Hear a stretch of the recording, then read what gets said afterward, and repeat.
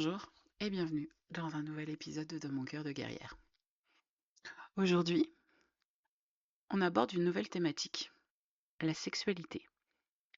Et je veux te parler d'un sujet souvent mal compris, parfois caché, souvent entouré de tabous. Les fantasmes, la curiosité et la liberté d'explorer sa sexualité sans honte. On vit dans une époque paradoxale. La sexualité, elle est partout. Dans la publicité, la musique, les séries. Mais dans le même temps, le désir réel, celui qu'on ressent au fond de nous, reste souvent entouré de silence. Surtout pour les femmes. On nous a appris à être désirables, pas à désirer, à séduire, mais pas à explorer. Et pourtant, explorer sa sexualité, ce n'est pas trop ou immoral. C'est se connaître, s'aimer, se libérer.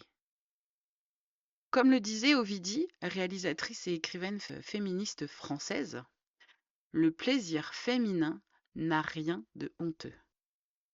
Il est politique, poétique et profondément humain. Alors aujourd'hui, je t'invite à plonger dans cette exploration sans peur, sans masque et surtout sans honte.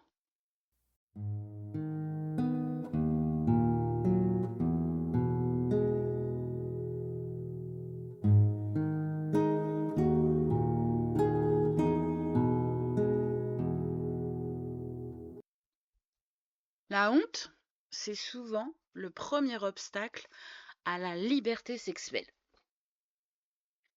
Elle s'insinue dans nos pensées, nos mots, nos gestes.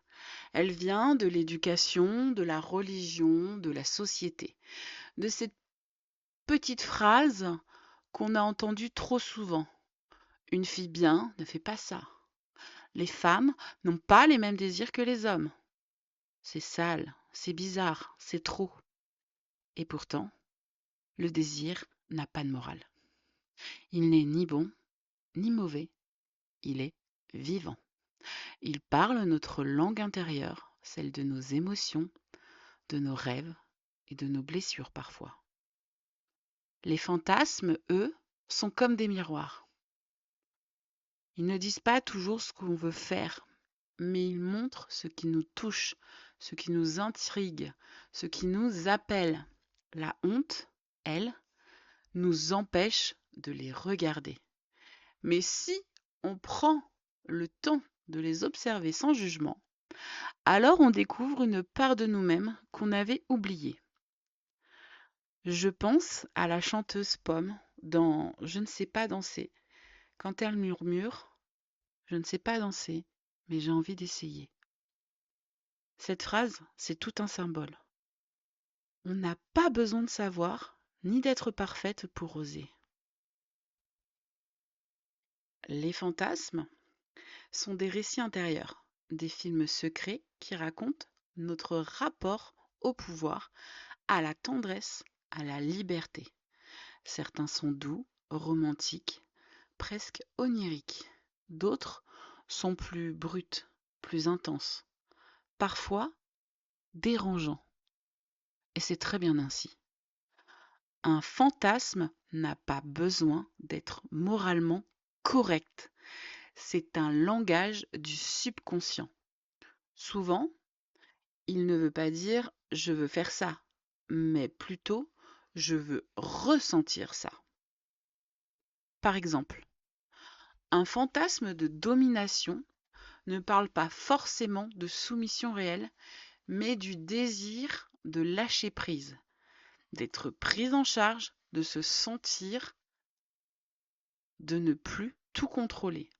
Un fantasme d'interdit peut évoquer le besoin de transgresser les limites imposées, de retrouver la pulsion de vie. Dans la littérature française, Anaïs Nin a écrit magnifiquement sur ce sujet dans ses journaux érotiques. Et elle disait Je me suis libérée du jugement, je fais de ma sensualité une œuvre d'art. Et si on faisait pareil? Si on regardait nos fantasmes comme des œuvres intérieures, des paysages à explorer. Les explorer, ça ne veut pas dire tout expérimenter. C'est apprendre à écouter ce qu'ils disent de nous. C'est une démarche de connaissance de soi. On peut en parler, les écrire, les imaginer, les jouer, les partager avec un partenaire en toute confiance.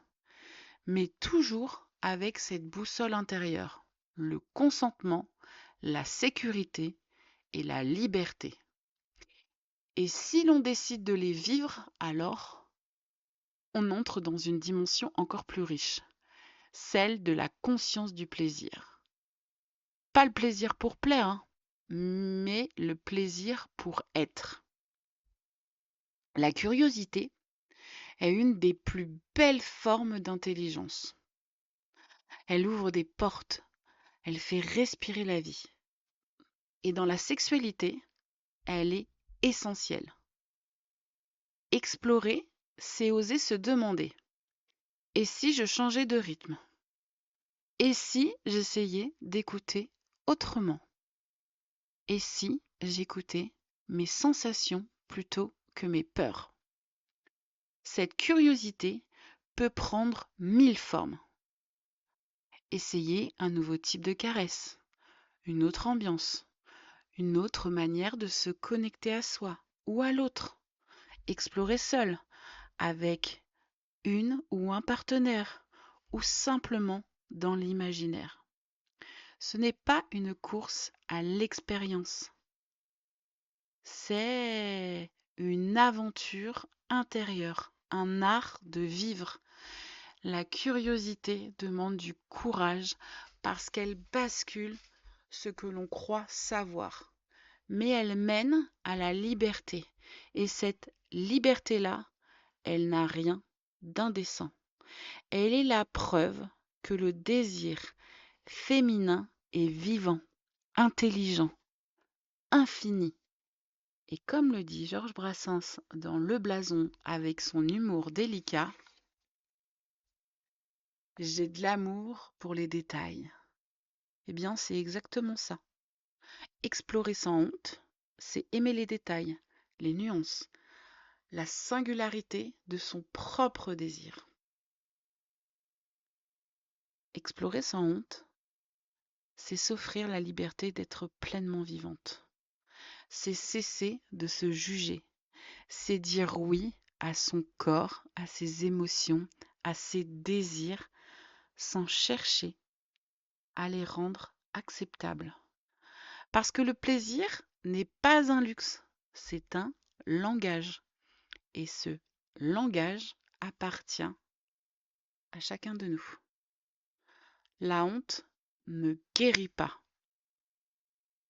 mais la curiosité, elle, guérit beaucoup. Elle nous reconnecte à notre joie, à notre pouvoir, à notre humanité. Et je veux te laisser avec cette phrase de Colette, femme libre et sensuelle avant l'heure. Le plaisir n'est pas un péché, c'est un besoin contre la faim et la soif.